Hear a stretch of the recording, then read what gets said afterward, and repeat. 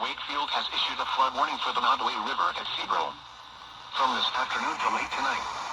At 8:15 a.m. Sunday, the stage was 15.9 feet. Flood stage is 16.0 feet. Minor flooding is forecast. The river is expected to rise above flood stage this afternoon to a crest of 16.0 feet this afternoon. It will then fall below flood stage this evening. Flood history. This crest compares to a previous crest of 16.1 feet on April 4, 2003.